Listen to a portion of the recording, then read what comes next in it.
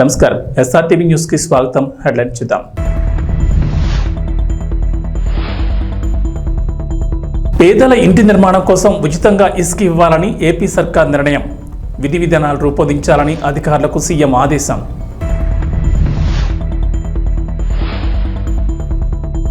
నిరుద్యోగులకు శుభవార్త చెప్పిన మంత్రి లోకేష్. డిఎస్సిలో ఫీజు నుంచి మినహాయింపు. తెలంగాణ ప్రజలకు రేవంత్ రెడ్డి ప్రభుత్వం good news. CM relief fund దరఖాస్తులను ఇక నుంచి ఆన్లైన్లో స్వీకరించాలని ప్రభుత్వం నిర్ణయం.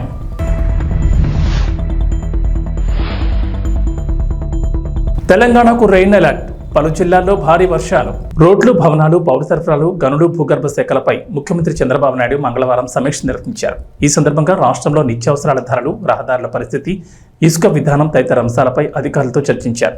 గనుల శాఖ ఉన్నతాధికారులతో జరిపిన సమీక్షలో ప్రస్తుతం రాష్ట్రంలో ఇసుక పాలసీపై ఆరా తీశారు. ఈ క్రమంలో పేదల ఇంటి నిర్మాణం కోసం ఉచితంగా ఇసుక ఇవ్వాలని, ఇందుకు అవసరమైన విధి విధానాలు రూపొందించాలని అధికారులకు సీఎం దిశానిర్దేశం చేసినట్లు సమాచారం. గతంలో టీడీపీ హయాంలో ఇసుక విధానం వల్ల పేదలకు ఎలాంటి మేలు జరిగింది, వైఎస్ జగన్ పాలనలో తీసుకొచ్చిన ఇసుక అమ్మకాల విధానం ఎలా ఉంది, ఎవరికి ప్రయోజనం లభించింది, ప్రభుత్వానికి ఏ మేరకు నష్టం జరిగింది, పేదలు, గృహ నిర్మాణ రంగానికి జరిగిన మొత్తం నష్టంపై అంచనా వేయాలని చంద్రబాబు ఆదేశించారు. వైఎస్ఆర్ కాంగ్రెస్ పాలనలో ఇసుక విధానం వల్ల పేదలు తీవ్రంగా నష్టపోయారని, గృహ నిర్మాణ రంగం కుదేలైందని ఈ సందర్భంగా సీఎం ఆందోళన వ్యక్తం చేశారు. ఉపాధ్యాయ పోస్టుల భర్తీకి సంబంధించిన డిఎస్సీ నోటిఫికేషన్ విడుదల కావడంతో గత ప్రభుత్వం హయాంలో విడుదలైన నోటిఫికేషన్ రద్దు చేసింది. ఈ నేపథ్యంలో అప్పట్లో దరఖాస్తు చేసిన వారికి ఈ మెగా డిఎస్సీలో ఫీజు నుంచి మినహాయింపు ఇవ్వాలని ప్రభుత్వం నిర్ణయించింది. ఈ మేరకు సెక్రటరియట్లో టెట్ డిఎస్సీపై అధికారులతో నిర్వహించిన సమీక్షలో విద్యాశాఖ మంత్రి నారా లోకేష్ సూచించారు. ఎలాంటి విమర్శలకు తావు లేకుండా డిఎస్సీని పకడ్బందీగా నిర్వహించి నియామక ప్రక్రియను పూర్తి చేయాలని అధికారులను ఆయన ఆదేశించారు. టెట్, డిఎస్సీ పరీక్షల మధ్య ఎక్కువ సమయం ఉండాలని అభ్యర్థుల నుంచి విజ్ఞప్తులు వస్తున్నాయి. డిఎస్సీ పరీక్షల నిర్వహణ అంశంపై అభ్యర్థులు, విద్యార్థి, యువజన సంఘాల నుంచి అభిప్రాయాలు తీసుకోవాలి. పాఠశాలల్లో రేషనలైజేషన్ తీసుకొచ్చిన జీవో 117 వల్ల కలిగిన నష్టంపై సమగ్ర నివేదిక అందజేయాలి. గిరిజన సంక్షేమ రెసిడెన్షియల్ స్కూళ్లలో అవుట్సోర్సింగ్ బోధనా సిబ్బంది డిమాండ్లపై అధ్యయనం చేసి సమగ్ర నివేదిక ఇవ్వాలి. వారికి నష్టం జరగకుండా తీసుకోవాల్సిన చర్యల గురించి సమాలోచన చేయాలని మంత్రి ఆదేశించారు.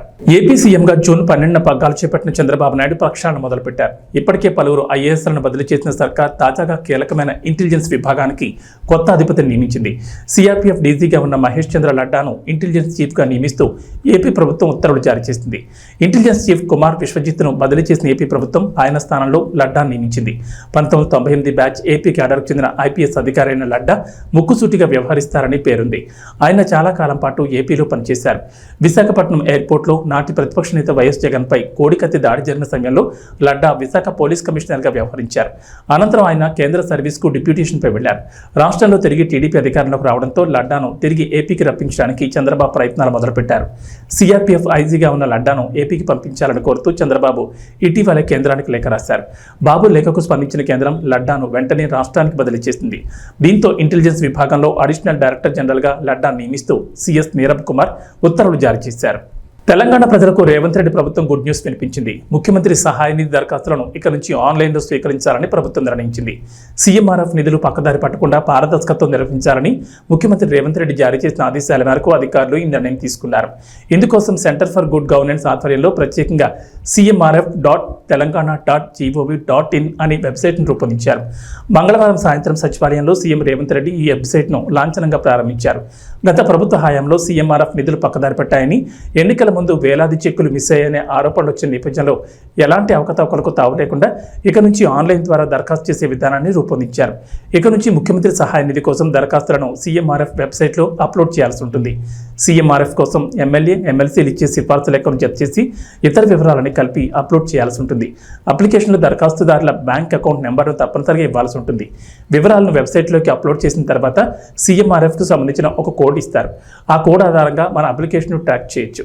ఆన్లైన్లో వివరాలు సమర్పించిన తర్వాత ఒరిజినల్ మెడికల్ బిల్లులను సచివాలయంలో అందజేయాల్సి ఉంటుంది. దక్షిణ అయోధ్యగా పేరుగాంచిన భద్రాద్రి శ్రీ సీతారామచంద్ర స్వామి వారి భక్తులకు అలర్ట్. భద్రాద్రి రామయ్య ఆలయంలో బ్రేక్ దర్శనాలు ప్రారంభమయ్యాయి. మంగళవారం ఆలయ ఈవో రమాదేవి బ్రేక్ దర్శనాలు ప్రారంభించారు.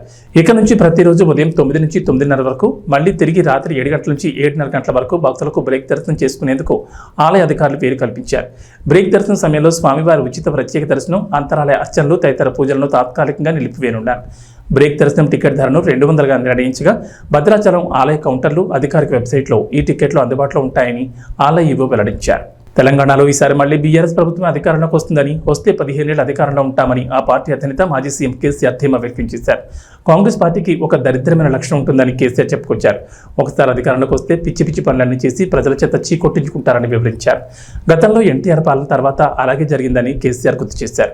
రాష్ట్రంలోని బీఆర్ఎస్ పార్టీ జడ్పీ చైర్మన్లతో మంగళవారం ఎర్రవెల్లిలోని వ్యవసాయ క్షేత్రంలో కేసీఆర్ ఆత్మీయ సమావేశం నిర్వహించారు. ఈ సందర్భంగా మాట్లాడిన కేసీఆర్ బీఆర్ఎస్ సర్కార్లో జడ్పీ చైర్మన్లంతా రాష్ట్ర అభివృద్ధిలో కీలక పాత్ర పోషించారని కొనియాడారు. విజయవంతంగా పదవీ కాలాన్ని పూర్తి చేసినందుకు అందరికీ శుభాకాంక్షలు తెలిపారు. భవిష్యత్తులో ఇంకా ఉన్నత శిఖరాలను అధిరోహించాలని ఆకాంక్షించారు.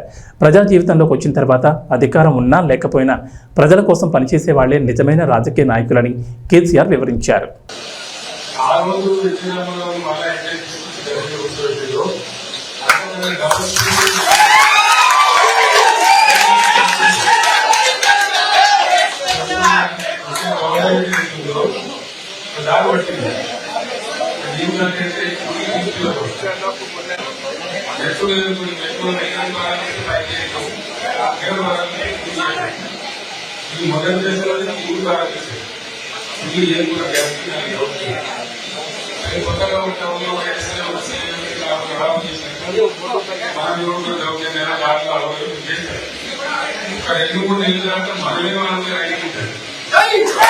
కర్నూలు జిల్లా కొసిగిలో టీడీపీ సీనియర్ నాయకులు ముత్తిరెడ్డి, పల్లెపాడు రామిరెడ్డి ఆధ్వర్యంలో విలేకరుల సమావేశం ఏర్పాటు చేశారు.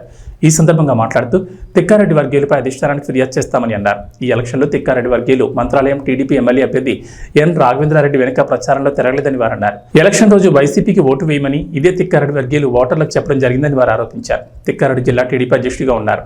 రాఘవేంద్రారెడ్డి మంత్రాలయం టీడీపీ ఇన్ఛార్జిగా ఉన్నారు. ఇన్ఛార్జ్ రాఘవేంద్రరెడ్డిని కాదని తిక్కారెడ్డి వర్గీయులు ఇష్టారాజ్యంగా వ్యవహరిస్తున్నారని వారు అన్నారు. తిక్కారెడ్డి వర్గీయులు నిన్నటి రోజున అన్ని వర్గాల ప్రజలను కలుపుకొని పోవడం లేదని మాట్లాడడం విడ్డూరంగా ఉందన్నారు. ఏదైనా ఉంటే కూర్చుని మాట్లాడాలి తప్ప ఇష్టారాజ్యంగా పార్టీ కార్యకలాపాలు చేయడం మంచి పద్ధతి కాదని వారన్నారు. ఈ కార్యక్రమంలో టీడీపీ నాయకులు పాల్గొన్నారు. పార్టీ సమావేశానికి అందరికీ నమస్కారము. తెలుగుదేశం పార్టీ అనేది నిన్న కోచి గ్రామంలో జరిగిన సంఘటన గురించి కానీ ఇది పంచేది ఇవన్నీ చేసేది ఒక్కో పనికి లేని టీంని రెడీ చేసి పెట్టినాడు తిక్కారెడ్డి గారి. ఇక్కడ ఆ తిక్కారెడ్డి టీం మేరకు పార్టీని శిరస వంచి కూడా తెలుగుదేశం పార్టీకే ఓటేసాం. కానీ మీలాగా 2024 ఎన్నోసార్లు చెప్పినాం, నిదానంగా ఉండండి, కొట్లాడలొద్దు, పార్టీ గెలిపించుకోవాలని కష్టపడ్డాం. కానీ మీరు ఆయుధం చేయలేదు. మీరే చేసింటే నిన్న కోచి గ్రామంలో జరిగిన సంఘటన గురించి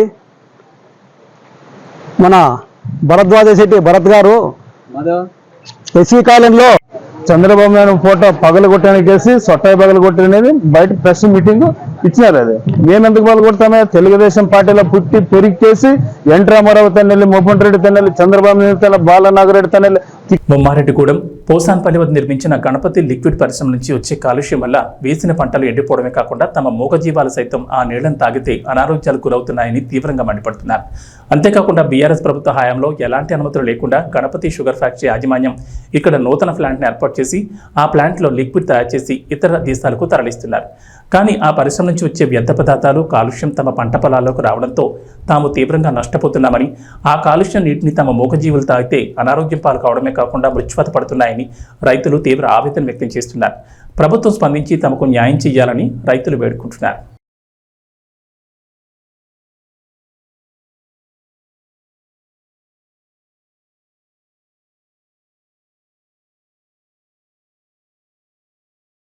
నా పేరు జదా సతీష్. ఇక్కడ మళ్ళా షుగర్ ఫ్యాక్టరీ, బిగ్ ఫ్యాక్టరీ వల్ల వేసారు. ఇక్కడ మా బొమ్మలు కూడా తాడా మా పశువులు గిట్టం వేస్తాయి. ఇక్కడ కెమికల్ నీళ్ళు, వాటర్ నీళ్ళు పిడుస్తుండు. దానివల్ల ఇక్కడ పశువులు గిట్ట చచ్చిపోతున్నాయి ఈ నీళ్ళ వల్ల. దీనివల్ల దాదాపు పంట 100 ఎకరాల దాకా ఖరాబ్ అవుతుండవచ్చు. అందులో మాది ఒకటి 8 ఎకరాలు అట్లా ఉంటుండవచ్చు. అందులో అవి ఆయన చెప్పినా గిన పట్టించుకుంటున్నారు. కాకపోతే ఈ నీళ్ళు బయట వదిలేకపోతే లోపల వాళ్ళ కంపెనీల లోపల ఆడవారికి కూడా లోపల తవ్వుకొని స్టోరేజ్ చేసుకుంటే అదే బాగుంటుండే. చెప్పకుండా ఏదో చెప్పినా కానీ రాత్రి వదిలేస్తుండ్రు. ఇక్కడ చుట్టుముట్టు దగ్గర బద్రిగూడెం, ఉప్పగూడెం, శ్రీరామగూడెం, బొమ్మగూడెం, మళ్ళీ పోసంపల్లి ఇవన్నీ ఊర్లు ఇట్లా ప్రాబ్లం వస్తుంది. మళ్ళీ ఇక్కడ బర్రా సైడ్ గిట్ట వేసి ఉంది. మాకు గిట్ట 2-3 దుడ్డలు చచ్చిపోయినాయి ఈ కెమికల్ దీని వాసన వల్ల. రోజు ఈ వాసన వల్ల మనిషి గిట్ట వీక్నెస్ అయిపోతుంది సార్. ఎట్లయితున్నాయి పంట పొలాలు, బోర్లు? దునిపించినాయి గిట్ట అవి నిండినాయి, ఇది వాటరు మళ్ళీ బోర్లలో గిట్ట అది ఉప్పులో కలిసినట్టు ఉన్నది. అది దాదామన్నా అది స్మైల్ వస్తుంది. నా పేరు ప్రవీణ్ కుమార్. నేను ఇక్కడ ఉన్న దగ్గర చుట్టుపక్కల ఉన్న రైతు, నేను ఇక్కడ రైతుని, మా పొలం ఉంది ఇక్కడనే. దీనివల్ల ఫ్యాక్టరీ ఇది గణపతి షుగర్ ఫ్యాక్టరీ. ఇది మా దీనివల్ల అది పొల్యూషన్ విడుస్తుంది. పొల్యూషన్ సార్, దీనివల్ల పొల్యూషన్ పడుకోవడానికి కూడా వస్తలేదు మాకు, కనీసం నీళ్ళు తాగడానికి కూడా, ఉన్న బోర్లలో నీళ్ళు తాగడానికి కూడా ఉప్పు వస్తున్నాయి నీళ్ళు. పశువులకు కూడా అట్లనే వస్తుంది. తాదామంటే కూడా చాక్లేప్ అవుతుంది మాకు. అసలు దీనివల్ల అసలు మేము ఇంటి దగ్గర కూడా పడుకుంటాం. మాది బొమ్మారెడ్డి కూడా. దీనివల్ల ఇక్కడ బోర్ దగ్గర ఉన్నాం. దీనివల్ల మాకు పంట దిగుబడి కూడా వస్తుంది ఫ్యాక్టరీ తోటి. దీని చుట్టుపక్కల దగ్గర 500 ఎకరాలు ఉంటుంది ఫ్యాక్టరీ చుట్టుపక్కల. దీన్ని ఇక్కడ లెఫ్ట్ సైడ్ అంటే 200 ఎకరాలు ఉంటుంది ఇక్కడ. నా దాంట్లో 4 ఎకరాలు. ఏమైంది ఇప్పుడు? పొల్యూషన్ ఇడుస్తున్నాం, నీళ్ళు ఇడుస్తున్నాయి. దీనివల్ల 5-6 ఊళ్ళు, బొమ్మారెడ్డిగూడెం, పోసన్పల్లి, ఉప్పరిగూడెం, శ్రీరామరెడ్డిగూడెం, బద్రిగూడెం చుట్టూ. దీనివల్ల పొల్యూషన్ వల్ల స్మెల్ వస్తుంది బాగా. నైట్ లైట్స్ ఇస్తుంది, రాత్రి ఇస్తుంది. ఎంత చెప్పినా పట్టించుకుంటాను. ఏమవుతున్నాయి ఇప్పుడు పంట పొలాలు? నాశనం అవుతున్నాయి. ఎంత వేసినా కానీ దునిపించినాము. ఇవి మొత్తం చూడు నీళ్ళు. నైట్ ఎంత చెప్పినా పట్టించుకోలేడు ఇప్పటివరకు. ఎవరికి చెప్పారు? అధికారులకు చెప్పినాము, పొల్యూషన్ వాళ్ళకి చెప్పినాము, ఎంఆర్ఓకి చెప్పినాము, ఈ కంపెనీ దగ్గర వచ్చి జిఎం వాళ్ళకి చెప్పినాము. ఏమన్నారు? చూద్దాం అని అన్నారు. ఇంకెప్పుడు చూస్తారు? రైతే రాదని వేయడం ఉంది రాజు.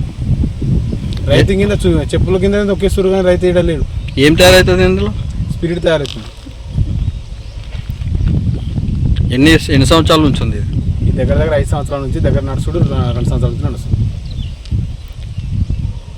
అప్పుడు అడగలేరా మళ్ళీ కంపెనీ పెట్టాము? అప్పటి నుంచి అదే రూటీన్ అవుతుంది. ఇంత అడిగినా కానీ పెట్టకమన్నాము. మాకు ఎలాగో లైసెన్స్ వచ్చింది కదా అని పెట్టేసింది ఆయన అంతలో. అతను ఎట్లుంటున్నాయి ఆరోగ్యాలు ఎందుకు సార్? రోజుకు ఆల్రెడీ మాకు రోజుకు దీని స్మెల్కు మనిషి వీక్ అవుతాడా లేకపోతే ఎంగుంటాడా? వీక్ అవుతాడు కదా దీనివల్ల వచ్చే స్మెల్కు. దీని వచ్చే గాడుపుకు రోజు అసలు ఇదైతే లేదు. ఇప్పుడు ఏంది మళ్ళీ మీ ప్రధాన డిమాండ్ అంటే పంటలు వండుతలేవు మాకు. మేము ఎలా బతకాలి? దీని స్మెల్ చూసే చనిపోవాలా? లేకుంటే మేము మొత్తం గుంతలు తవ్వుకుని ఎక్కడైనా పంపిమ్మను. దీనివల్ల పొలాల్లోకి వదలవద్దు. కర్నూలు జిల్లా వార్వకల్లు మండలంలోని వార్వకల్లు మండల పొదుపు లక్ష్మి ఐక్య సంఘం సుస్థిర అభివృద్ధికి చిరునామా అని జిల్లా కలెక్టర్ పి రంజిత్ పాషా పేర్కొన్నారు. ఓర్వకల్లు మండలంలోని బాలభారతి పాఠశాల మైదానంలో ఓర్వకల్లు మండల పొదుపు లక్ష్మి ఐక్య సంఘం రజతోత్సవ మహాసభ కార్యక్రమం నిర్వహించారు.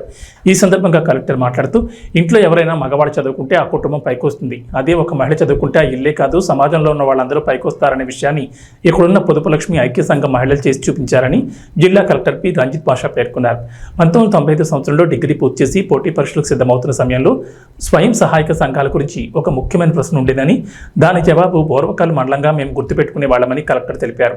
దాదాపు 30 సంవత్సరాల పాటు కేవలం ఒక మండలానికో, ఒక జిల్లాకో, ఒక రాష్ట్రానికో, ఇండియా దేశానికే కాకుండా దేశాలకు కూడా ఒక మోడల్గా నిలిచినటువంటి మీ అందరికీ హ్యాట్స్ ఆఫ్ అన్నారు. ఆధారపడక జీవించేటువంటి పేదరికం నుంచి బయట తీసుకురావడం అన్నది అత్యంత కష్టమైన పని అని, అయినప్పటికీ మహిళలు ఇక్కడ మొదలుపెట్టిన ఉద్యమం ద్వారా ఇతరుల మీద ఆధారపడకుండా స్వంత కాళ్ళ మీద జీవించి పేదరికం నుంచి బయటకు రావచ్చు అనే విషయాన్ని మొత్తం ప్రపంచానికి ఇక్కడున్న మహిళలు తెలియజెప్పారన్నారు. మీరందరూ ఈరోజు విజయవంతమైన మహిళలు గ్రూపులుగా ఉన్నారు. ప్రతి గ్రూపులో ప్రతి మెంబర్ నెలకు దాదాపు 1000 రూపాయలు పొదుపు చేస్తూ ఉన్నారంటే ఆటోమేటిక్గా మీ అందరూ పేదరికం నుంచి బయటకు వచ్చినట్లే, మీ కుటుంబాలన్నీ స్వశక్తిగా నిలబడుతున్నట్లేని అన్నారు. 15 లేదంటే 20 రూపాయలకు పనిచేసి రోజుల నుంచి ఈరోజు ఈ స్థితికి చేరుకున్నారంటే ఇది మహిళల నిరంతర కృషి అన్నారు. మరోసారి ఉన్న మహిళలందరికీ కలెక్టర్ అభినందనలు తెలియజేశారు. ఈ కార్యక్రమంలో డిఆర్డీఏ పీడీ సలీం భాషా, ఓర్వకల్లు మండల పొదుపు లక్ష్మి ఐక్య సంఘం అధ్యక్షురాలు విజయభారతి, ఓర్వకల్లు మండల పొదుపు లక్ష్మి ఐక్య సంఘం సభ్యులు తదితరులు పాల్గొన్నారు. ఒక ఇంపార్టెంట్ క్వశ్చన్ ఉండేది ఎస్ఎస్సి బాంకర్స్ గురించి. అది ఓర్వకల్లు పేరు ఆన్సర్ అని గుర్తుపెట్టుకునే వాళ్ళం.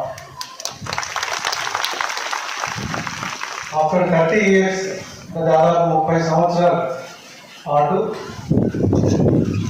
కేవలం ఒక మండలానికో, ఒక జిల్లాకు, స్టేట్కు, ఒక కంట్రీకి, ఒక ఇండియాకి కాకుండా దేశాలకు కూడా ఒక మోడల్గా నిలిచినటువంటి అందరికీ కూడా నిజంగా హ్యాట్స్.